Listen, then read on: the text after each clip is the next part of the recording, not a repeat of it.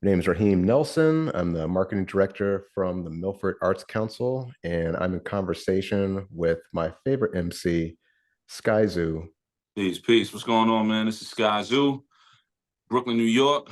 Man, born, bred, and based. MC, lyricist, ghostwriter.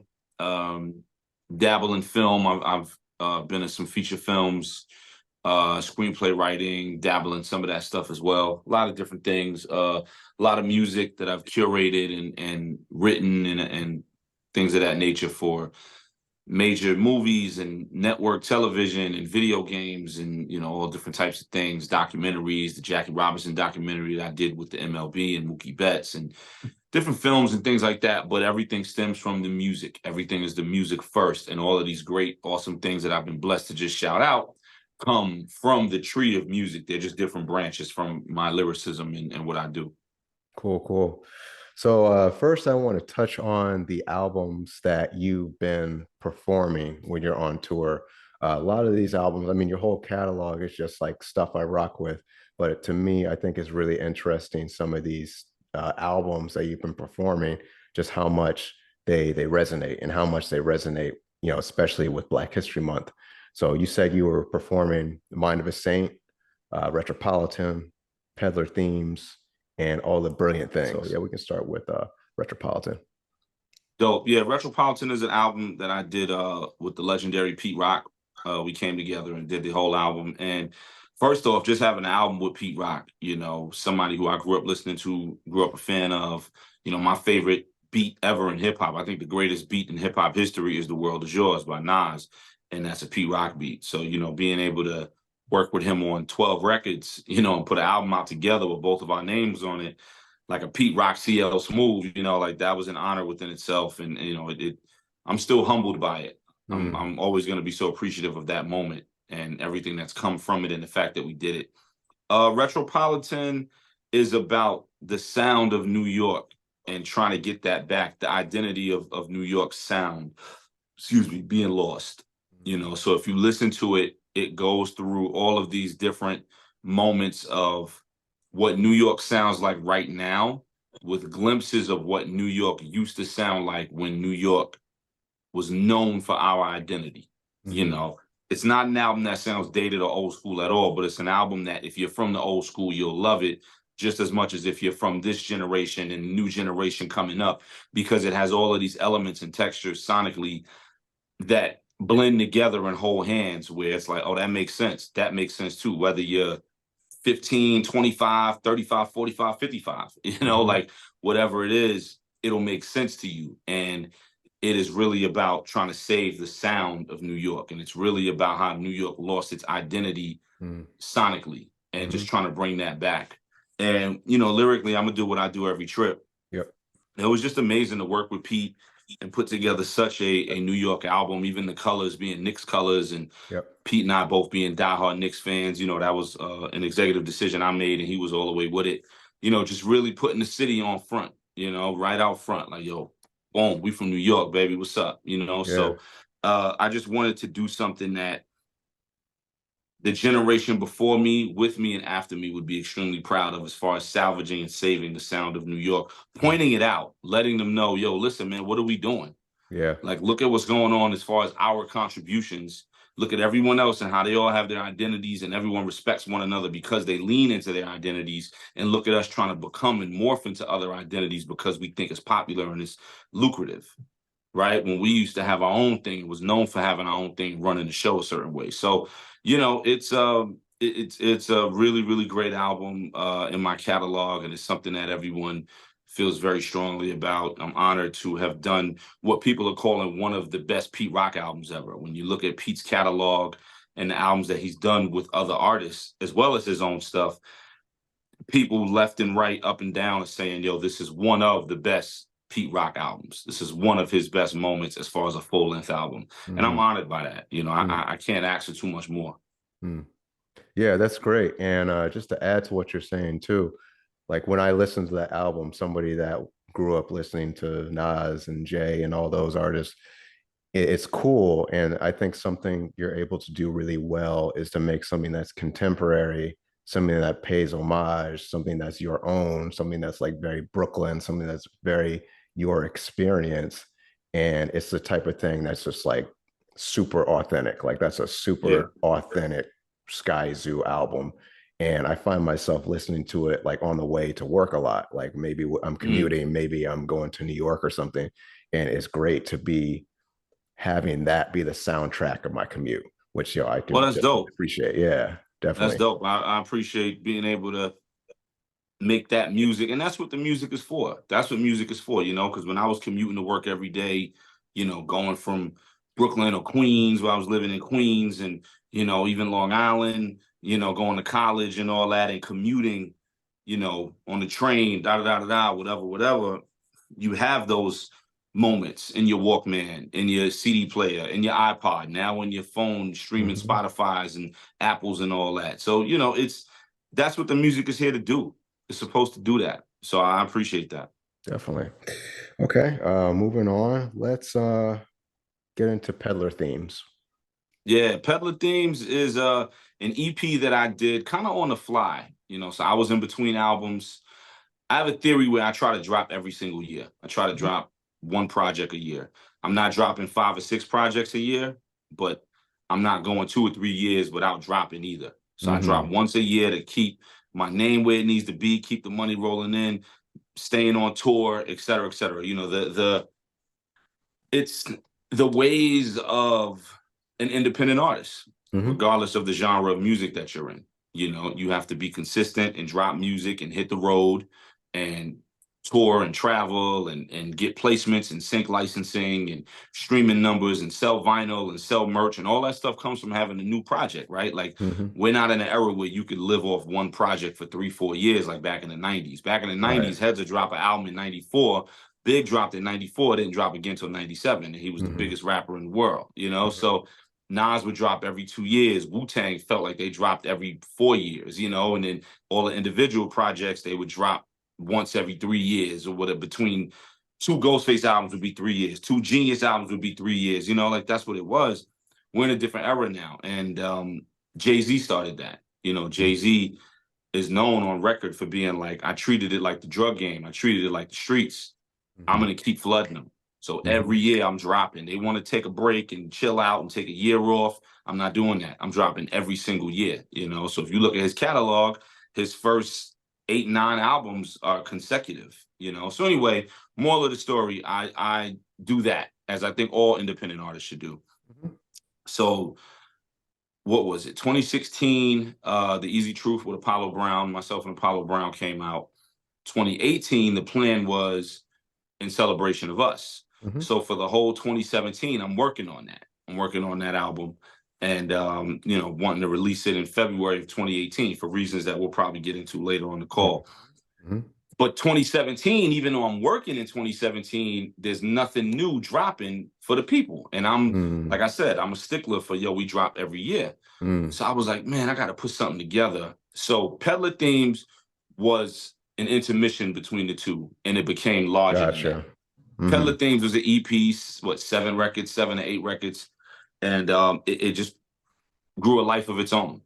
I came up with this concept of me being a kid and what it was like just riding around Brooklyn on my bike, and what happened around me while I'm on this bike. And when you're a kid, your bike is like a Range Rover or like a Jeep Wrangler or like a Benz. It's like, it's what it is. As long as you got your bike, the world is yours. And the Yeah. world is as big as your 10 block radius that your mother lets you ride around and go to the store and play basketball and chase girls and do whatever. But the world is yours on that bike. If you got that bike, the world is yours. And that's why the cover is the bicycle and the brown paper bag, which is the allure of the money falling out of the brown paper bag and all that stuff. The Mhm. spotlight on the bike when we were in a very heavy police brutality moment during that time. A lot of that Mhm. stuff was going on. Thank God it seemingly has calmed down a little bit. But at Mhm. that time, there was a lot going on in 2017. We were feeling the after effects of certain things, and more was on the way that we didn't know about. So purposely, there's a spotlight on the bike and all that, which signifies the police. And it just was a lot of those different things. And it's peddler themes, right? So the themes of like pedaling on a bike, with the themes of the peddlers, like the theme music of the guys outside doing what they do, making money in a certain way that people would frown their nose upon, specifically the law. But why? Not why are they frowning their nose at it? No, no, no. That's not the discussion. We know what that's doing to the neighborhood, and I don't support the destruction of black neighborhoods and black people and black children and women and all that. What I'm saying is, why are they in a position to have to do this? And that's always been a big theme of my music. So the theme music for peddlers, the theme music that explains what the peddlers are about on the bike and standing on the corner watching the kid on the bike. And that's what peddler themes is. And it just became this whole thing of its own. I had my homegirl do an intro speaking as if she was my mom's, talking about me. And it's funny, a lot of people be like, yo, that's crazy. You put your mom's on the record. I'm Yeah. like, yeah, that's my homegirl. She's like 3 years younger than me. You know what I mean? But like, Yeah. she has this ill voice where she's a singer. She's an amazing singer, Carmen Noelia. And she has a very rich voice. And I was like, you sound like a mother, even though you're younger Mm-hmm. than me and all that, you sound like a mother. So Mm-hmm. I wrote that whole script out at the beginning and the end of the album and had her say it. Now you got me wanting to go listen to it now. I haven't listened to it in years. Yeah. But yeah, so Peddler Themes is one of my favorite projects. It was an in-between to hold people over. It came out in July of 2017, and Mm-hmm. then In Celebration of Us came out in February of 2018. So it was a nice 6-month holdover between the last joint and the next joint. And yeah, it just grew this life of its own. And records like Bamboo and Short Money, Long Money, and Doing Something, and all of them, Forilla, and 9-5 Bad Boy Logo became people's favorite record that summer, and Mm-hmm. within the community, and all those things, man. So it was a nice moment. That's cool. That's really cool. And I just want to touch on something you said too about the skit and you having your friends portray your mother and everything. And for me, when I listen to your albums, like if I were to listen to all your albums today, your mixtapes, from Salvation all the way to Mind of a Saint and everything, Mhm. what's interesting to me is that even I think you said they were Beetlejuice and skits on the album, there's like a through line. And like sometimes maybe I'll listen to like Dream Deferred or whatever. I'm like, oh, okay, this part on Dream Deferred actually links back to the Salvation. And then the next album will link here and there and there. Mhm. And I know you said you're a huge fan of Spike Lee. And when I listen to your albums, it feels like film. Like I can just kind of close my eyes and like picture Brooklyn, picture you commuting, picture you in your neighborhood, you as a kid, you talking to friends, you riding Yeah. around, because everything's so descriptive, everything's so vivid. Like when I tell people about your music, it's like, okay, it's like super intricate. Like you're not going to get it on that first listen. Like go back and Yeah. go back and go back. Yeah. And then you'll get an understanding of it. And even then, like just keep listening. And Hmm. I think that's how I discipline myself when it comes to listening to music, like not getting arrogant or anything or cocky, like, oh, I know everything there is to know about these bars and everything, because I don't. But I'm Hmm. curious. I'm always curious about your music and your songwriting and just like how intricate you make it, which is like wild to me. Thank you, man. I appreciate it. All of that's on purpose for multiple reasons. One, I grew up on guys like Biggie, Jay, Nas, The Genius. I grew up on those MCs. And then later on it became those guys along with Black Star and Black Thought and all these different types. I grew up on that. And when I was a kid, and when I say kid, meaning like, junior high, high school, and college, when I was a kid, it was always about making sure when I got my moment, those guys would be like, oh, word, he one of us. Oh, he Mm-hmm. came from our school and graduated with, uh, flying colors. And, it's that he's valedictorian of our school, like that. Yeah. That was always part of it. Just wanting to make sure, yo, I'm doing it the right way. Right. That was one. Two, I know with artists, you're supposed to have this responsibility to speak of certain things, leave a certain legacy, speak for those who can't speak for themselves, and to make sure that a message is going out as well as a bag coming in. So I know that there's that. And then on the flip side, speaking of a bag, I know that we live in an era now where people listen to music as quick as they, may sneeze, and that's Mm-hmm. it. So how do I get the listener to whether it's the youth or our age or beyond? How do I get the listener to continue to listen to it and know that it's worth it, Hmm. right? If you listen to something one time and you got it, what's the point? It's Right. like, oh yeah, I got it. Yeah, it was dope. Yeah, and that's 90% of these artists nowadays, right? Hmm. It's oh yeah, I got it. Yeah, it was dope. Yeah, he said such and such, or she said such and such. Okay, I got it. Yeah, no doubt. But nah, with this, like you said, there's no one who's gonna get any of this the first shot except me Right. because I Right. wrote it. You know what Right. I mean? Like I don't care who you are. Yeah. There's no one that's going to get any of this the first shot Right. unless it's me who Yeah. wrote it, you know? Hmm. So, and that's on purpose, man, because it's like, along with everything I said before, back to the business side and the Hmm. fans, if everything is streaming and we're making no money and blah, blah, blah, blah, blah, but you still have the option to purchase, you still have Hmm. the option to buy vinyl for $20 or go on iTunes instead of Apple Music and purchase, or go Hmm. to Bandcamp and purchase the digital or whatever it is. When you still have that option, you're like, yo, I know if I spend this $10, even though I could stream it for basically free because I'm paying a monthly service for everything, Hmm. I know I can stream it for free, but this is worth the $10 because I know it's the gift that keeps on giving. I can listen Hmm. to this a year from now and still find nuggets and jewels and gems and different things that I put together. I can listen to it 5 years from now. Well, Hmm. guess who did that? Those guys did that for me. Like I Yeah. listen to Illmatic and would still find stuff in Reasonable Doubt, still find stuff in Ready to Die, Liquid Swords, and still find stuff like, yo, Hmm. wait. Oh, snap. I've heard this record 100 times. And I Hmm. just got what he meant with this and the next line being this and how they hold hands together. Wow. That makes it worth it. That's how the music is timeless and stays forever. That's why the Right. music is like, yo, we listen to Illmatic 30-year anniversary and 25-year anniversary of this and 20-year anniversary of that. Records don't get that if they're not giving you that. Hmm. You know, if they're not giving you everything I just described, you're not getting those celebrations and yo, man, the 30th anniversary. We're not doing that with all these Right. records that came out. Not No. at all. But we're doing it on a handful. We're doing it on Doggy Style. We're doing it on Life After Death and Illmatic, and It Was Written and Reasonable Doubt and The Blueprint and the Black Album. Like we're doing it on those records, Yeah. right? So that's what it comes down to. And all of that is a part of this mad scientist thing that I have going on when it comes to the way I write.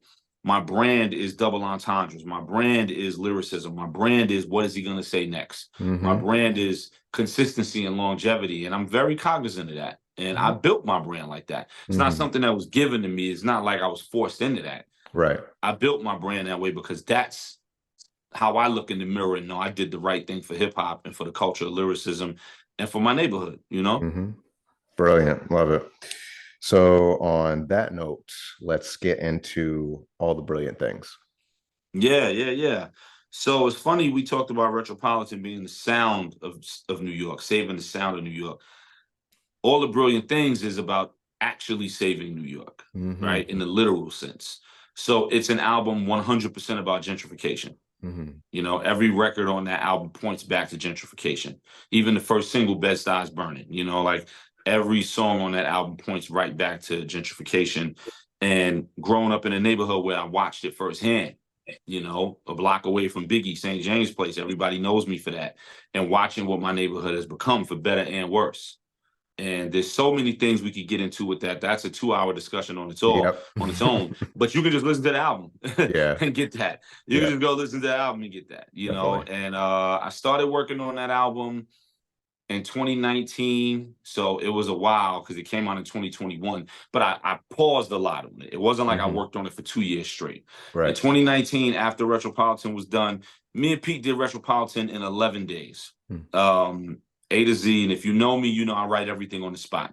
There's Hmm. no book of lyrics or a phone full of lyrics that I wrote in the middle of the night and staying up and writing and sitting in the park writing and then putting them to a beat a month later. Like I don't work like that. Some people Hmm. do, and that's great. Hmm. Like Tupac works like that, and a lot of people work like that. I don't work like that. My style is more of the Biggie style, where I go in the booth, I hit a record, I write it, I lay it down, and I'm done. So Hmm.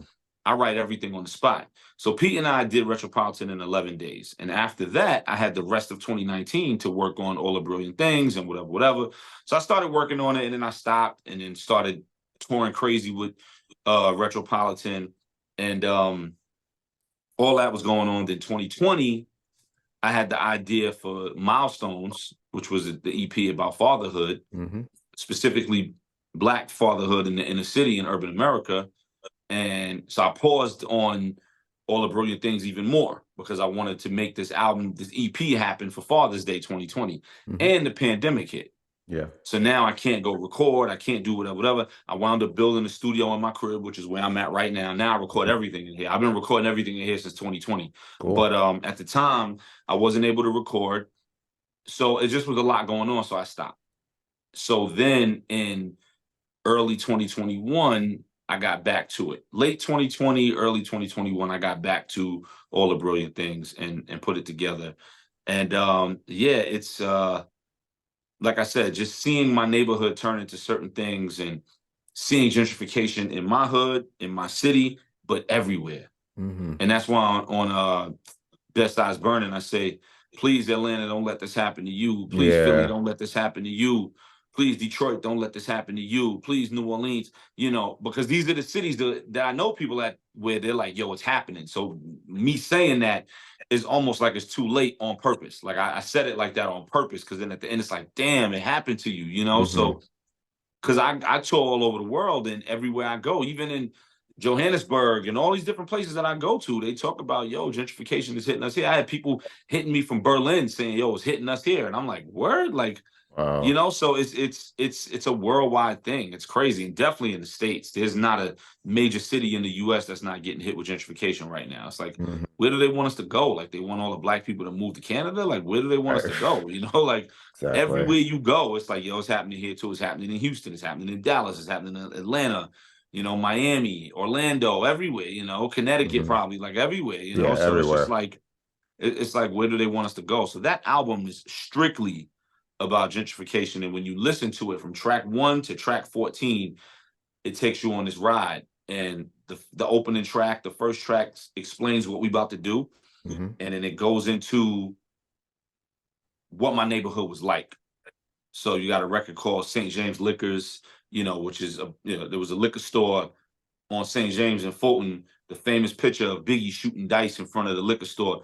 That's the corner of Fulton to St. James. That Mm-hmm. liquor store is now a pharmacy, which Yeah. is great, right? It's great. It's way more beneficial to the neighborhood to have the pharmacy than the liquor store. Mm-hmm. But it's about what that represents and the change, Yeah. So it's not about the fact that they got rid of the liquor store. That doesn't mean anything. It's actually better that there's a pharmacy there now.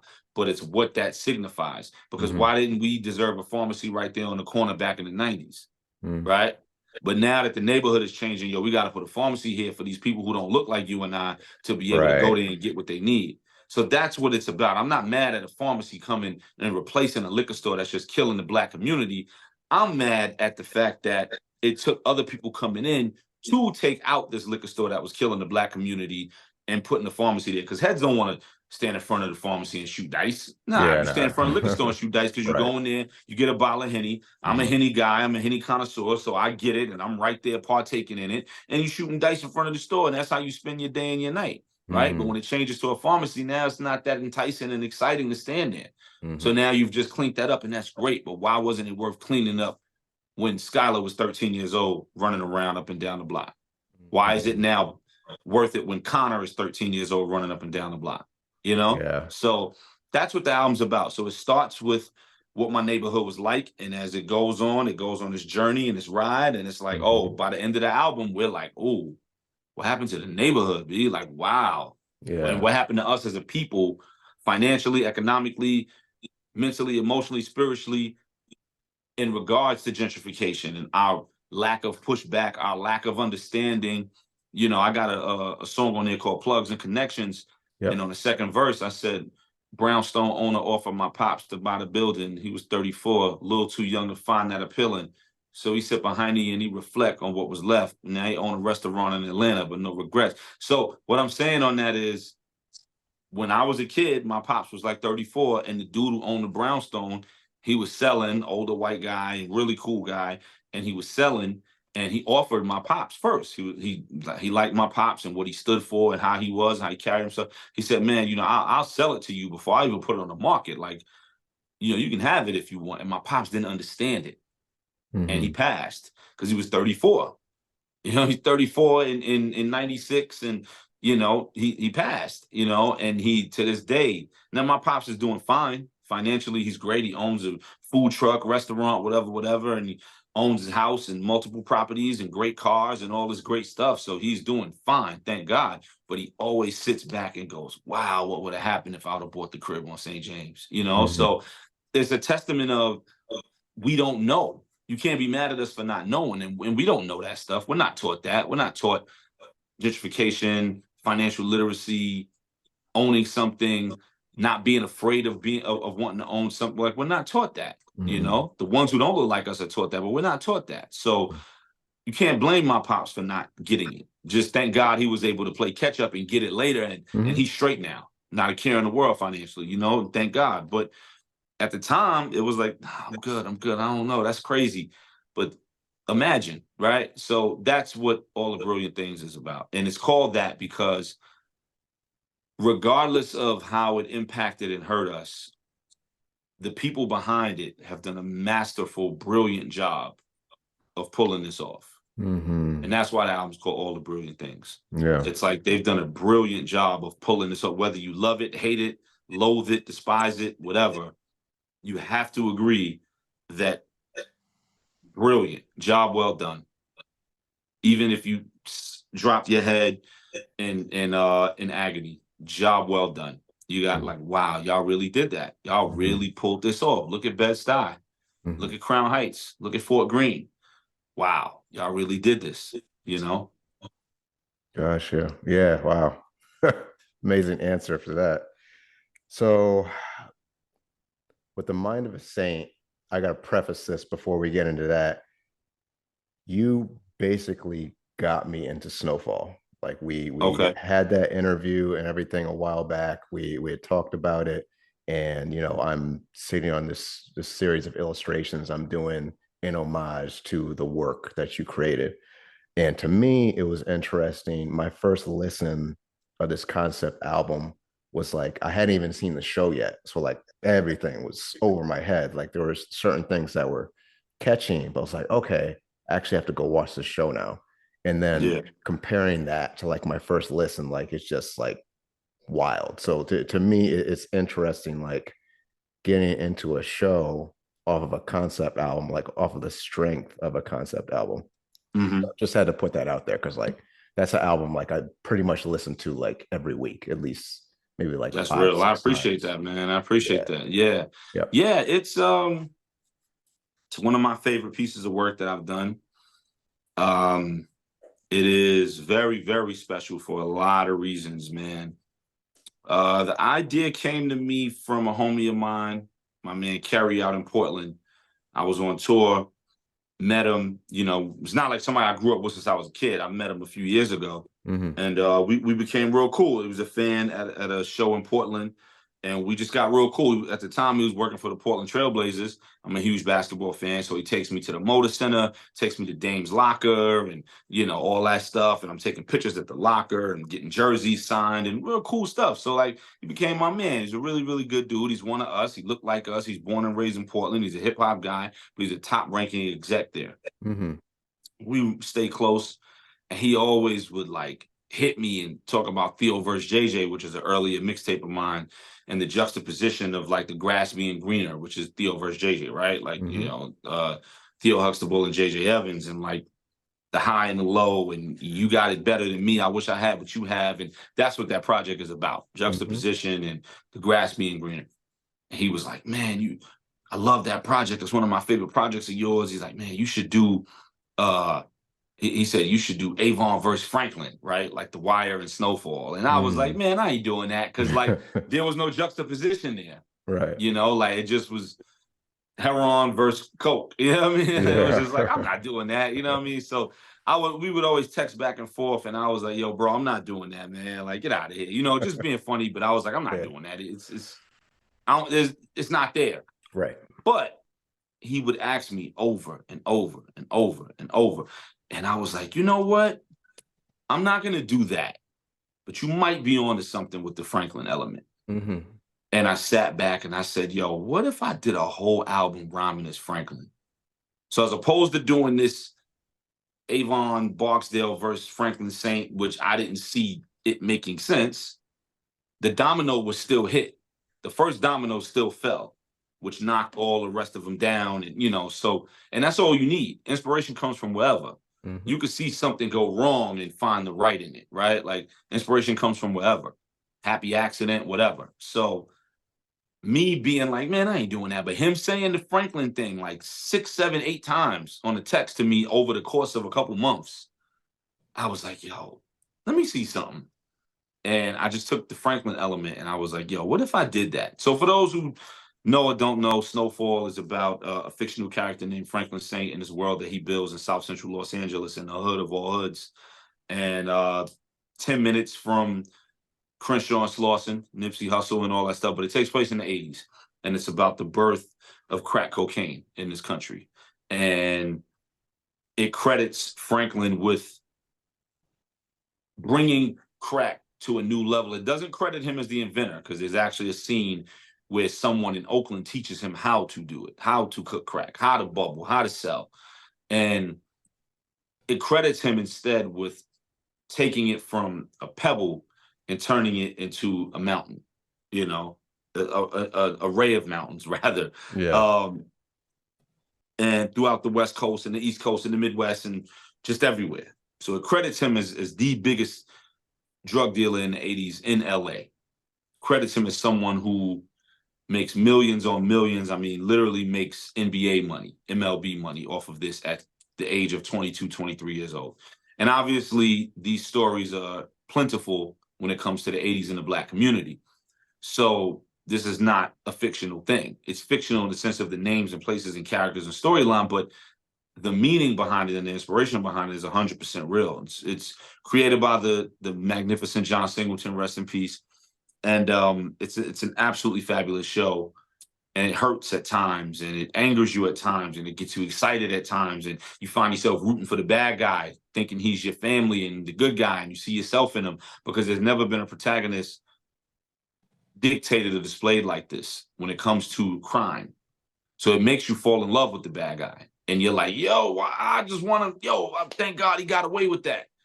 But you're like, man, look what he got away with. But you don't Hmm. see that, right? The way they built his character, which was really, really great story arc. So the long story longer, I decided to say what would happen if in 1986, which is where the show was at towards the end of it, Franklin decided to step in a booth and tell his story better than anyone could. The depths, the highs, the lows, the lowers of what it was like being a 23-year-old drug kingpin from South Central Los Angeles, who, by the way, gets all of his work from the CIA. Hmm. Big part that we left out in the explanation a minute ago, right? Like, Right.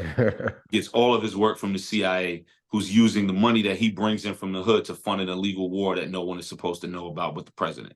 Hmm. It's all stuff that really happened. Freeway Ricky Ross and all that. So that's a lot.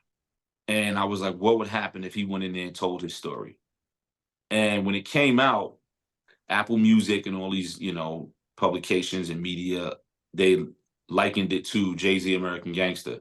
Hmm. And they said, this is the best thing since Jay-Z American Gangster, Hmm. as far as something in this category. The difference between the two, and I love American Gangster. I think that's top 5 Jay-Z album. I think it's very Yeah. underrated. Yeah. When I name 5 Jay-Z albums, that one is usually like third or fourth. You know what I mean? Like, Hmm. I think very, very highly of American Gangster. American Gangster was Jay rapping about his life as he was inspired by seeing a movie on Frank Lucas's life. Hmm. So Jay really went out and did all these things and was his own kind of mini kingpin in a way, and got his hands dirty and really had to go through these trials and tribulations in the street and really do all these things in the 90s. And him seeing American Gangster made him want to tell his own story the way they told the story of Frank Lucas. Hmm. This is me literally becoming a fictional character. I've never done any of the things that Franklin Saint has done. Hmm. I've never done any of it. I've been around people, my best friends. I know people in the mix. I grew up around that. Ready to Die was written about my neighborhood, so Hmm. I grew up around that, but I never did any of that. And I'm not ashamed to say that. I never sit there and perpetrate.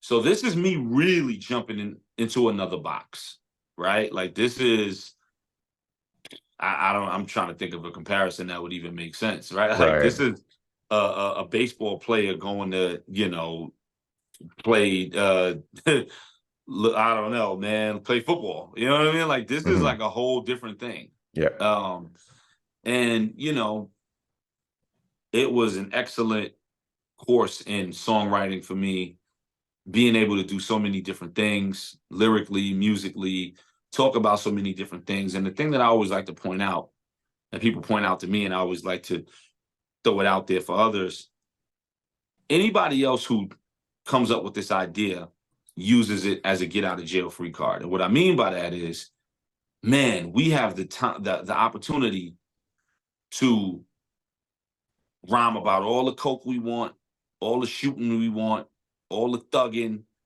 Nobody can't say anything Hmm. because it's based on the show. Reckon and be like, yo, man, hey, yo, it's whatever, man. I'm shooting this up and I'm clapping this and I'm selling all this weight and these keys and blah, blah, blah, blah, and I'm breaking it down because I'm Saint. You would have to respect it because that's what the show is about. Yeah. But what separates the boys from the men is, and the nice from the elite, that was never going to be my approach. Hmm. My approach was, look at what he's dealing with. Look at what he's going through. Look at what got him here, what his intentions were when it started and what they became as things went on. The person he never saw himself becoming, who he had to become to survive it, who he denied saying he would always say he wouldn't become it. He didn't, like, nah, Hmm. he would always was in denial of it. Let's talk about that, right? Like the first record, the first idea that I had for this project wasn't about talking about how much work he had, wasn't about talking about how much clapping he was doing, as in shooting for those who may not get the lingo. It was about apologizing to the girl he fell in love with at 9 years old who lived next door, who he turned into a drug addict.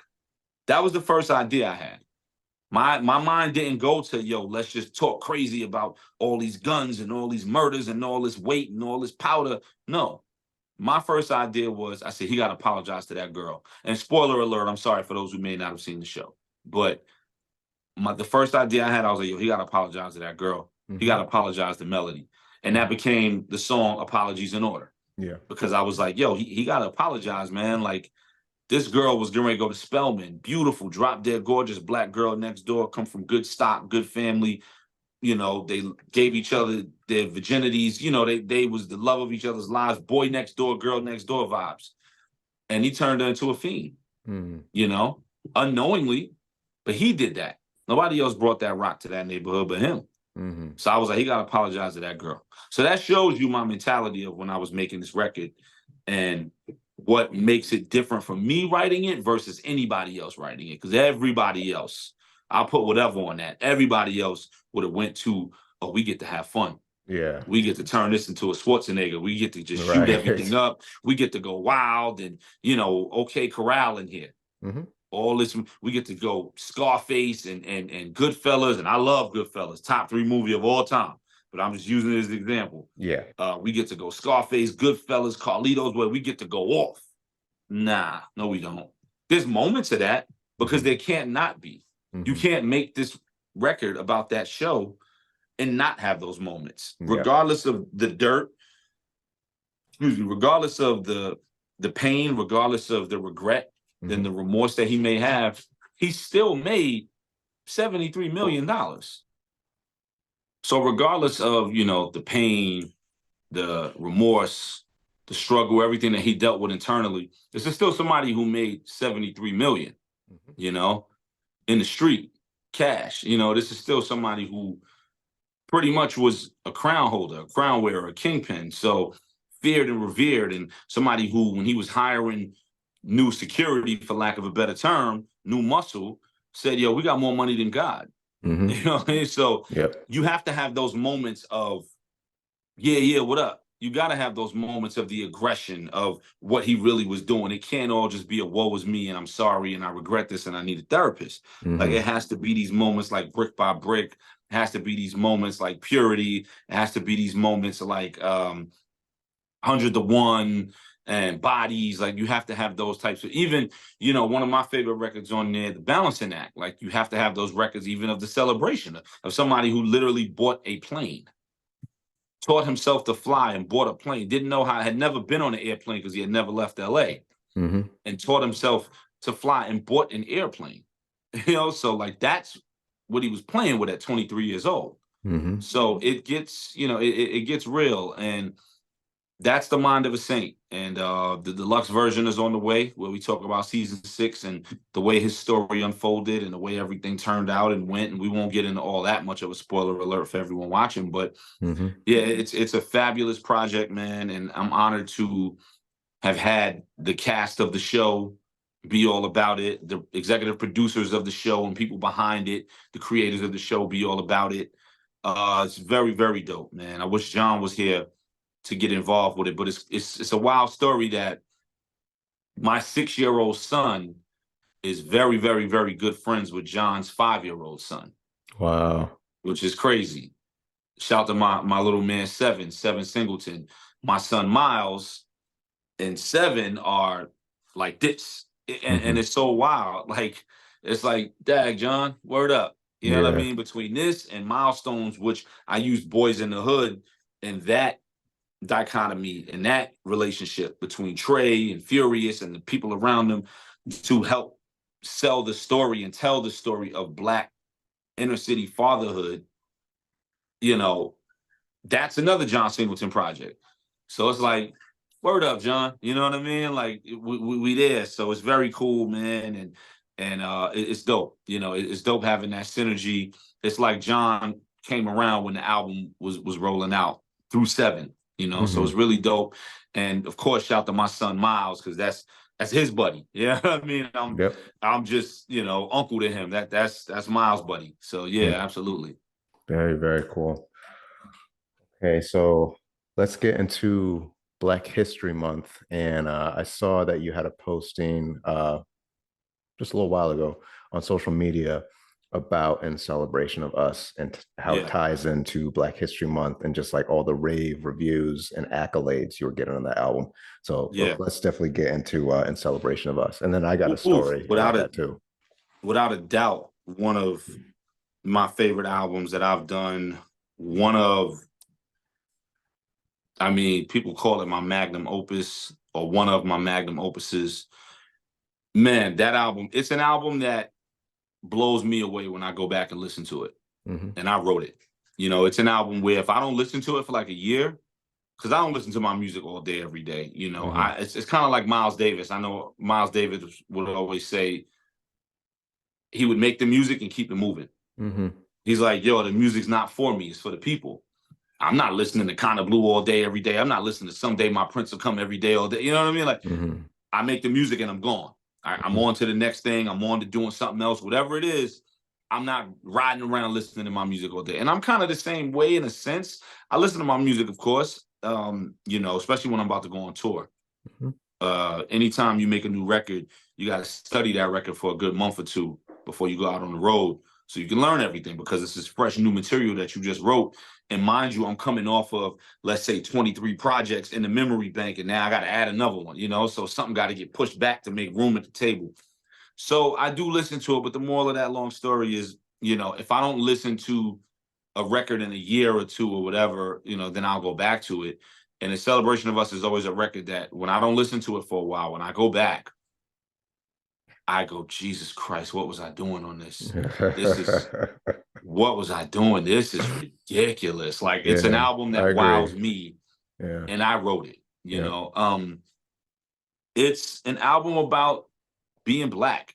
Hmm. It's about the Black experience, Mm. for better and worse. I wanted to make the Blackest album I could make that really told the truth. Hmm. Because being Black in America, a lot of things that have happened, a lot of the things that we go through, a lot of the things that we experience, a lot of the ways that we are due to what was done to us, Hmm. right? Like Kenya Barris is known for because of slavery. Like that's like one of his slogans, and I agree, right? So when he has like his show Black AF, every episode was subtitled something, something, something because of slavery, such and Mm. such and such due to slavery, right? And I agree with all that. Hmm. Absolutely.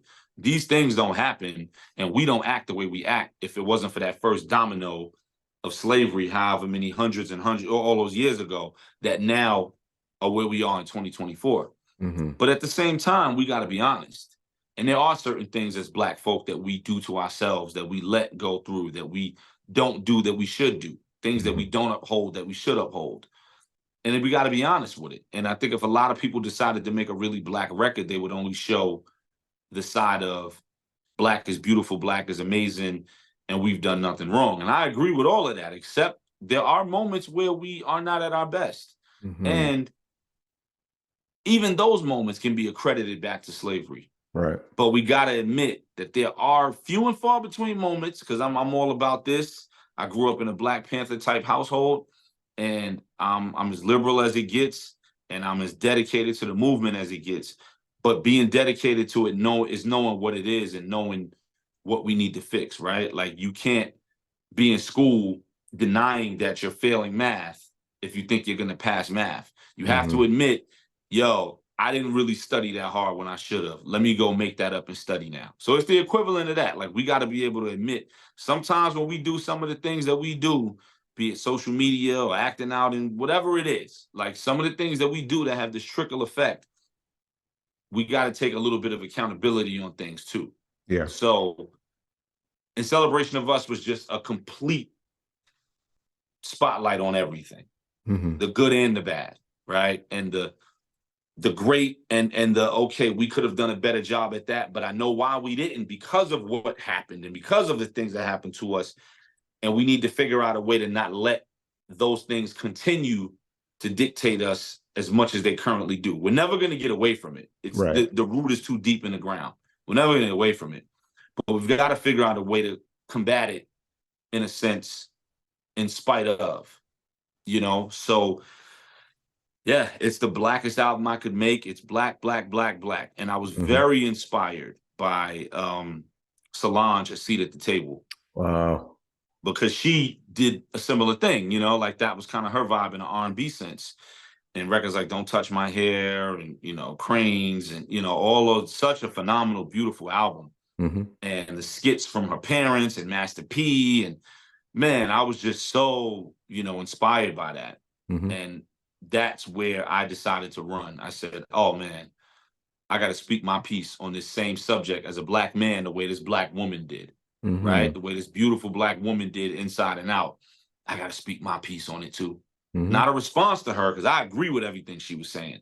Just giving my experience of that and how I see it for our people as well. And the funny thing is, when it came out, that's what everyone was saying. They were like, yo, this is the hip hop version of A Seat at the Table. Yeah. The critics, the reviews, they were like, yo, this is the hip hop version of A Seat at the Table. And, I am extremely proud of that album. And I wanted that album to serve as kind of a guidebook for my son, so that, when he's in his 20s and 30s or whatever, God willing, I'm still here, but whether I am or not, he can go back and look at this record and listen to this record and find answers for questions he may have about being a Black man in America. And when I was writing the album, my wife was pregnant. So he was in the oven while I was cooking, for lack of a better term. Like, he was baking in the oven and I was in the studio writing. And there was even a moment, I remember my wife came to a session and big belly all the way out, may have been 7 months down, all the way out. And, I was playing the music and playing records, and he was in there kicking around and moving whenever the beat would drop. And then when the music would stop, he would chill. And then when the next record came on, he would start moving and kicking in there. So, the response was there and everything. And I wrote that album while he was being cooked up, Yeah. while he was in there brewing. And that's why on Love Is Love, I said, I don't remember the exact line, but to summarize it, it's, love you like my son, who I haven't even met yet. Yeah. But, by the time you hear this, he'll be in my arms. Because I knew when the album came out, he would have been born, because he was due end of December, which is when he came, with 2017. And the album was slated to drop February 2018. So love me like my son on the way, when I see his charm. And by the time you hear this, he'll be in my arms. That's what I said. That's the line. So, it's another one of them records, man. Like I said, when I put that on, if I haven't heard it in a while, I'll be like, what the hell was I doing? Wow. Like, in a good way. Yeah. Like, I kind of wow myself with that record. That's cool. And it's oof. It's one, man. It's one of them ones. It's one of those moments. I'm not stuck on award stuff. Hmm. You know, I believe in the Fife line. I never let a statue tell me how nice I am. Hmm. But it's one of the moments where I wanted something for that. As far as a Yeah. Grammy, I Yeah. wanted something for that one. Hmm. I was like, nobody could have did this record the way I did it. Right. Between Black Sambo, Love Is Love, Hoodie Season. I mean, Hoodie Season literally had people crying. People was hitting Mm. me like, yo, I cried with that. So when I hear records like Michael, to Killer Mike joint, which was, you know, awesome. Excuse me, shout to Mike. Shows love every time I see him. Michael was awesome, right? And he did things that represent his experience as a Black man in Atlanta, et cetera, growing up and his upbringing and what he went through and how he sees the world and how he saw the world as a kid and all those different types of things. Hmm. And the way that deservingly so got the Grammy, I'm like, yeah, exactly. Right. Hmm. Exactly. That's the way it is. And that's the way I was doing it back then. And of course, I have nothing to do with Mike. I'm not saying that. What I'm saying is Hmm. the same message he was getting across is the message I'm getting across and what I was getting across on that. So I understand why that won. It Hmm. should, Hmm. because of what it is. Yeah. So it's the same thing with In Celebration of Us. That was one where I was like, man, this one, this one. You know what I mean? Because of what Hmm. I'm talking about on the record. Hmm. This one, you know, heirlooms and accessories and Forever in a Day and Collateral and you know, like this one right here, you Hmm. know. But yeah, it's a phenom of a record, you know. Hmm. Yeah. Yeah. So, wow. I have Everybody's a, fine. yeah. One of the wildest opening records I feel in hip hop Yeah. in who knows how long, Hmm. Hmm. you know. Yeah. So I feel like you've just shared, again, talking about the layers and the nuances and everything and learning more with each listen. Discussing this album with you is just giving me like a fresh perspective on the album, which I really appreciate. And I had no idea that there was this connection with you being inspired by Solange's album, which was like Mm-hmm. hugely impactful on me too. And then the story I have for you, I think we touched on this like a while ago, but just for our listeners that aren't familiar, when that album came out, I was doing a lot of traveling and I was in Cuba for a little bit. I was in there for like a week or so doing photography, journalism, meeting locals and everything. And it's the kind of thing where if I travel, especially to like internationally, I had never been to Cuba or anything. So it was like brand new. I just went by myself. Yeah. Your album, specifically in celebration of us, was something like I pretty much had on repeat like while I was there. Like I would go out walking, have my earbuds and everything, take my pictures, connect with people. But that was like the album that really helped with my Black experience being in a foreign place. And there were a lot of people that looked like me, and it was great. And I felt like I was one of them. And it Mm-hmm. was good to have your music to kind of give me like that through line back home so that I Yeah. wouldn't feel necessarily like, all right, well, I'm out here alone and stuff like that. So like, and I'm sure you know this, but like your music is really impactful. And it's been really impactful for me to be able to travel to all these cool places and then like have your music on the iPhone or whatever, and just being able to listen to that and think of like how it is for me when I go to New York and then learning more about your story and learning about your son and your family. Like it's like next level stuff. Thank you, man. That means a lot. I appreciate it. You know, the music, any music, mine, Marvin Gaye's, Joyner Lucas's, anybody's music, is supposed to be there for you to connect to, for you to appreciate, and for you to see yourself in, Mm-hmm. right? And I tell I tell people music is supposed to do one of two things, if not both. You're supposed to relate to it or escape to it. Mm-hmm. You know, that's the way it works. You either relate to it or you escape to it. You escape to the music where you go to the club, you had a crazy week, you got paid this Friday night, like the song says, and you go to the club and you just want to blow half your check and regret it on Monday morning, Mm-hmm. right? Because you had a horrible week. I'm in the club, I'm dressed, I'm getting it, the girls are there or whatever, and I'm throwing money in the air, I'm buying bottles, I paid $100 to get into this party, and I bought a new outfit and blah, blah, blah, blah.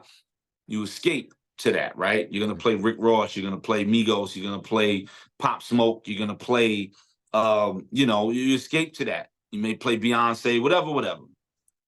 Then the music you relate to, Self, Lupe, Kendrick, Cole, Little Brother, the music that you relate to, where it's like, okay, I see myself in this. Now, you're not necessarily gonna hear me at the club, and that's fine, right? You're not gonna get pizza at the family reunion. The family reunion, you're gonna get soul food. Or Thanksgiving, you're gonna get soul food. But I don't want soul food at a Knick game. Right. Let me get a slice of pizza and a Heineken. I don't want a big plate of, my grandmother, rest in peace, my grandmother's soul food at the Knick game. So there's a time and place for everything, So I'm cool with you not wanting to hear my music in the club or the party too. That's fine. When I go to the club, I want to hear club party music too. I'm there to have a good time and let loose and da-da-da and escape and everything like that. But you also don't want to ride around all day with club music in the car, at the crib while you vacuuming and cleaning, when you in the backyard cutting the grass, when you with your son playing basketball in the front. Like, how much of that are we going to do? So like, you can't have Thanksgiving every day and you can't have pizza and curly fries every day, right? There has to be a balance. And that's what it's about. So the music, you either relate to it, escape to it, or sometimes both. Sometimes you have a combination of both. And I'm honored to be the music that you escape to. All of it is needed. I mean, the music you relate to. All of it is needed. We need the music you escape to. People escape to Marvin Gaye, I Want You. That's one of my favorite albums ever. That was an album people escaped to. People may not look at it like that because they may take the wrong connotation when I say escape to, but that's why I say both of them are needed. People escape to Never Too Much, Never Too Much. Bum, bum, bum, bum, bum, bum, bum, bum, bum. You escape to that. Like, I just want to let go. You know what I mean? I just want to, and then there's the music you relate to, made me want to holler, like you relate to that. Definitely. You know what I mean? Same artist, that Marvin. That I Want You and that make me want to holler, same artist. I got something for you to relate to. I got something for you to escape to. We in different times now, So that's what it comes down to. And I'm just honored to be able to create music that people can hold on to. And it just goes back to what you were saying, and just create music that people can hold on to and relate to 100%. Cool. So as we wrap up, because I know you were texting me earlier, you don't want this to be like a 2-3 hour conversation. I feel like I took it there, man. I feel like I took it to 2 hours or whatever, an hour, whatever this has been. I feel like I took it there. Once we get to conversing, it starts to we're gonna have to do more of this. Timeless. So we're gonna have to do more of this. This is good. So in appreciation of your music, I want to announce on here to our audience that you are going to be performing at the Milford Arts Council. I am so excited this is coming together. Milford Arts Council is in Milford, Connecticut. It's right on the tracks. You're on the train, you get off, and there we are in the heart of downtown Milford, Connecticut. And it is going to be April 5th. It's going to be phenomenal. There's going to be a meet and greet at a restaurant called Strega, which is incredible cuisine nearby the Mac. Get to connect with Skyzoo. And then a beautiful performance of some of the albums that we had listed. And I'm just like excited, like been putting in the work to make this happen, connecting with you. Yeah, no, you definitely have. You definitely have. Having you come to Milford, it's going to be really big for us because like I haven't been in this role like that long, doing the marketing, the branding, all that stuff. And one thing I wanted to do was like bring really cool friends, musicians to the venue to perform, to help expand their audience. Because I remember we met a while ago and you came in to the Thai bar where I was working and everything. And I never imagined. Yeah. I never imagined it'd be like this thing where I'm helping facilitate a contract for you where you can come perform at a place where I work. So it's like full circle. Full circle, you know what I mean? Full circle. Full circle. Yeah. No, I appreciate you guys having me, man. I don't get to do many shows in Connecticut. I performed in Connecticut a couple times, but not as much as, say, DC or LA or, New York, Atlanta, whatever, So I appreciate it. I'm looking forward to it. I'm looking forward to getting out there, and the way you describe the venue, the way you describe what the setup is going to be. I'm looking forward to the intimacy of it, of the Definitely. crowd and everything like that. So yeah, I'm it's going to be good. It's going to be dope. Cool. You can all look out to seeing Skyzoo on April 5th. We're going to be announcing Yeah. it soon online. We have the promo. Tickets will be for sale. It's going to be a great experience. Yeah, absolutely, man. Look forward to coming out. We're gonna rock and roll.